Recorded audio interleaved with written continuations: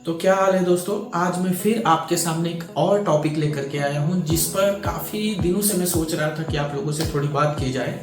तो आप लोगों ने देखा होगा कि जैसे आपका 25,000 सैलरी है, 30,000 सैलरी है, तो आपको लगता है ना कि कंपनी स्विच कर देते हैं या अगले महीने इंक्रीमेंट कितना होगा, कंपनी स्विच कर देते हैं तो ज़्यादा पैकेज लग जाएगा। या जो नया नया इंटरव्यू देता है इंसान, जो नया नया इंटरव्यू देने के लिए जाता है, वो सैलरी निगोशिएशन करता है।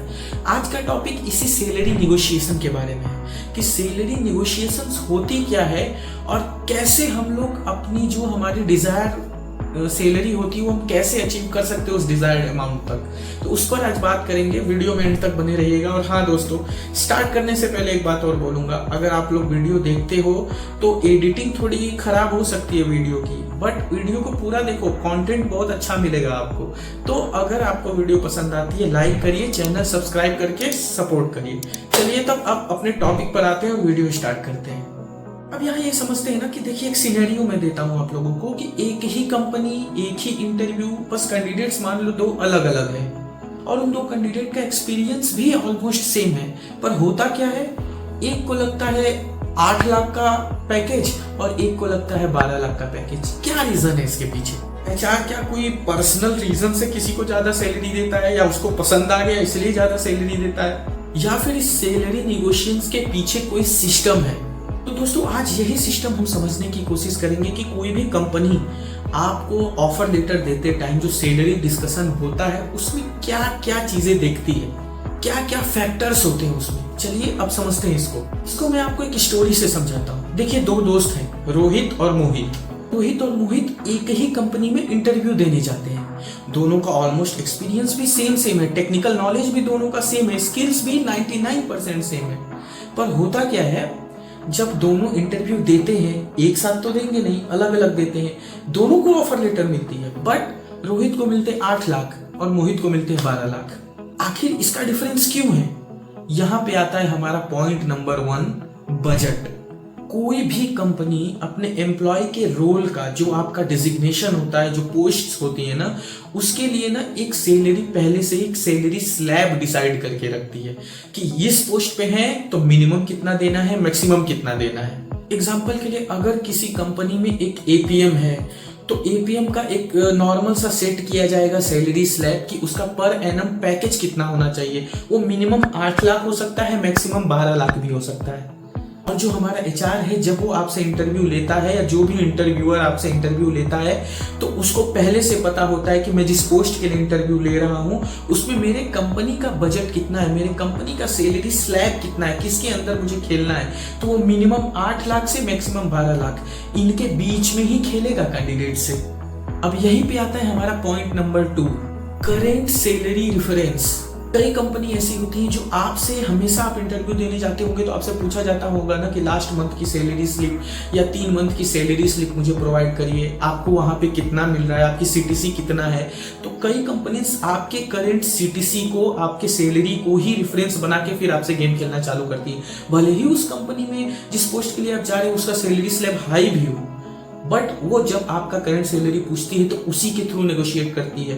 हो सकता है सेम पोस्ट पे, सेम एक्सपीरियंस पे उसी कंपनी में पहले से कोई बहुत ज्यादा सैलरी ले रहा हो। इसको ऐसे समझिए कि मान लीजिए आपका है 6 लाख रुपए अभी करंट एनुअल पैकेज, आप जिस पोस्ट पे जा रहे हैं उस पोस्ट में 8 लाख से 10 लाख तक का सैलरी स्लैब उन्होंने पहले से बजट में रखा है। बट जब आप उनको अपनी करंट सीटीसी बताते हो कि मेरा 6 लाख का पैकेज है साल का, तो वो ट्राई करते हैं आपको 6 से 10 लाख तक नहीं लेके जाने के लिए, इवन 8 लाख भी नहीं। वो चाहते हैं 6.5 में फिक्स हो जाए, 7 में फिक्स हो जाए, या मिनिमम में ही रहे, मैक्सिमम न जाने पाए। अब यहीं पे हमारा आता है तीसरा पॉइंट, जिसे बोलते हैं नेगोशिएशन। अब यहाँ पे कई लोग क्या गलती करते हैं पता है? जब आपसे एचआर पूछता है ना कि आपकी एक्सपेक्टेशन क्या है, आपकी एक्सपेक्टेड सैलरी क्या होनी चाहिए, आपसे पूछता है एचआर, तो कहीं ना कहीं कुछ लोग ऐसा परसेंटेज लगाने लगते हैं कि इतना % हाइक मिल जाए, ये मिल जाए, या फिर कहीं ना कहीं वो बोल देते हैं कि सर मेरे पिछली कंपनी में मुझे जितना मिल रहा है उससे इतने % हाइक करके दे दो। यही सबसे बड़ी गलती करते हैं लोग। अब यहीं पे आता है हमारा चौथा पॉइंट, मार्केट वैल्यू। अगर आपकी स्किल ऐसी है जिसकी डिमांड ज्यादा है, या कोई भी ऐसी स्किल जिसकी डिमांड ज्यादा हो, लाइक आज के डेट में एआई की डिमांड ज्यादा है, साइबर सिक्योरिटी, डाटा इंजीनियरिंग, इन सब की डिमांड ज़्यादा है। तो demand high is equal to salary high. तो सबसे पहले आप मार्केट में एक रिसर्च करिए कि आपकी जो पोस्ट है उसमें अलग अलग कंपनी में उस स्किल्स की जो आप लेके जा रहे हो, जो आपके पास है, जिस पोस्ट पे आप काम कर रहे हो, जिसके लिए आप इंटरव्यू देने जा रहे हो, इन ऑल ओवर चीज को एक बार मार्केट में रिसर्च करिए। वो कई तरीके हो सकते हैं। जब आप रिसर्च करेंगे तो आपको पता चलेगा कि मैं जिस पोस्ट के लिए इंटरव्यू देने जा रहा हूँ उसकी मार्केट वैल्यू अभी क्या चल रही है। वो जब आपको एक्यूरेट पता चलेगा तब जो आपका नेगोशिएशन होगा वो जबरदस्त होगा। फिर आप 20% 15% हाइक नहीं करोगे, बल्कि हो सकता है 50% भी हाइक आपको मिल जाए, 60% मिल जाए, 100% हाइक मिल जाए। ऐसा भी होता है भाई, कई कंपनी में लोग एज अ फ्रेशर ज्वाइन किए रहते हैं, बहुत दिनों तक उस कंपनी में रहते हैं, 5 साल 6 साल, पोस्ट हाई हो जाती है, बट जितनी सैलरी मिल रही होती है उससे कहीं ज्यादा सैलरी उनसे कम नीचे पोस्ट के लोगों को किसी और कंपनी में मिल रही होती है। तो मार्केट रिसर्च बहुत जरूरी है। अब यहीं पे हमारा 5वां पॉइंट आता है, रिप्लेसमेंट कॉस्ट। अब ये रिप्लेसमेंट कॉस्ट क्या होती है? देखो, कोई भी कंपनी जब कैंडिडेट हायर करती है, एचआर उसे हायर करता है, तो उनका एक एफर्ट लगता है, एक इन्वेस्टमेंट लगती है उसमें।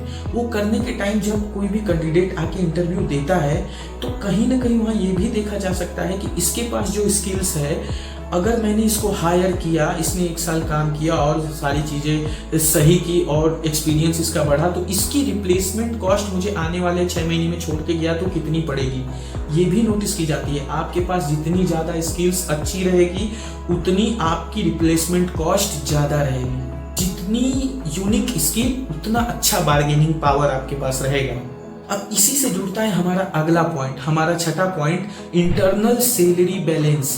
अब ये इंटरनल सैलरी बैलेंस क्या है? आपने कभी ना कभी अपने दोस्तों में, अपने कलीग्स में सुना होगा ना कि अरे यार, ये इतने साल से पुराना आदमी है, काम कर रहा है, इसका हक बनता था ये प्रमोशन पाने का, इसकी सैलरी बढ़ी नहीं, इसके ऊपर एक सीनियर लाके नया आदमी बिठा दिए।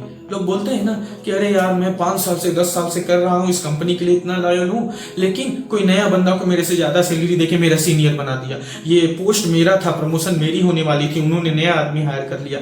ऐसा सुना होगा आपने।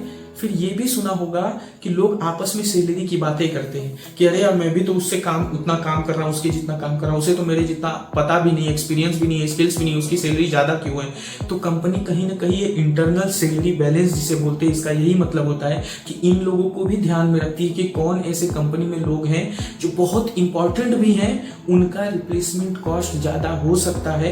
वैसे लोगों को ध्यान में रखते हुए वो जब नए लोगों को हायर करती है तो ये भी ध्यान देती है कि कहीं हमारा इंटरनल लोगों में इस सैलरी को लेके इम्बैलेंस ना हो जाए। इसे कहते हैं इंटरनल सैलरी बैलेंस, जो बनाने के लिए कंपनी ये भी रेफरेंस लेती है आपसे नेगोशिएट करने के लिए।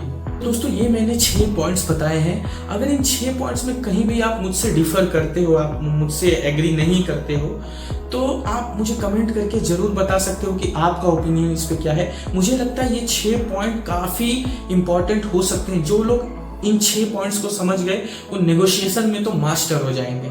एक बात और याद रखना, सैलरी सिर्फ एक्सपीरियंस से डिसाइड नहीं होती है, बल्कि मार्केट डिमांड, कंपनी का बजट, आपका नेगोशिएशन और आपकी वैल्यू, इन सारी चीजों को मिलाकर डिसाइड होती है। ये सारी चीजों को देखने के बाद ही आपको फाइनल ऑफर लेटर मिलता है। इसीलिए इंटरव्यू में सिर्फ इंटरव्यू में पूछे जाने वाले प्रश्नों का आप तैयारी मत करिए, बल्कि उससे भी थोड़ा ज्यादा ही अपने सैलरी नेगोशिएशन को प्रिपेयर करिए।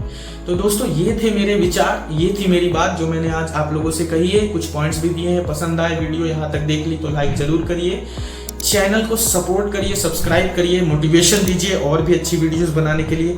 फिर किसी अगले वीडियो में किसी अच्छे टॉपिक के साथ आप लोगों से मिलूंगा। तब तक के लिए जय हिंद, जय भारत, हर हर महादेव।